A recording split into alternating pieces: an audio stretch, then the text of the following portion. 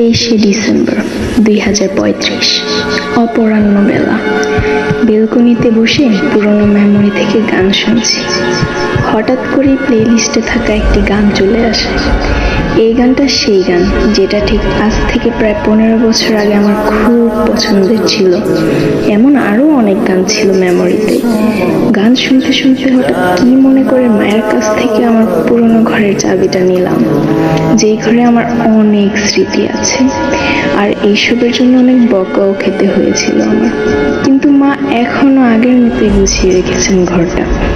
আমার সেই সব জিনিস, photo card, album, light stick, এগুলো বেশ আগের মতোই আছে। বেডের পাশে রাখা প্রিয় মানুষটার হাসি মাখা মুখটা এখনো আমার দিকে তাকিয়ে আছে।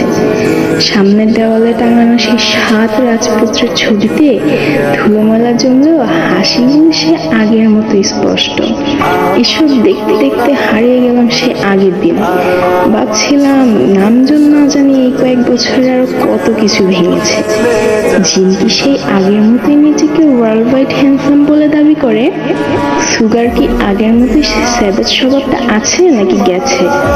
যে হোক, কি ঠিক আগের মতোই হাসি খুশি আর প্রাণোচ্ছল থাকে? আর জিমিন কি তার জন্য পারফেক্ট কাউকে খুঁজে পেয়েছে? তাইয়ং আর ইয়ন্তান আগের মতোই আছে তো? আর জাঙ্কুক? 15 বছর আগেই বলেছিলাম তুমি আমার হবে না কখনো, কখনো তোমাকে চোখের দেখাটুকুও দেখতে পাবো না, কিন্তু তবুও তোমায় ভালোবেসেই যাব।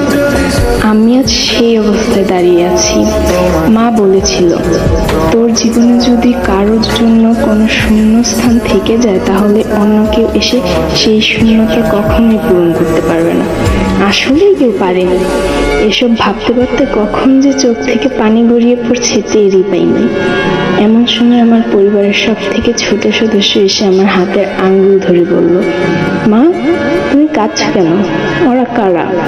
তখন আমি উত্তরে বললাম, they are the cause of my euphoria.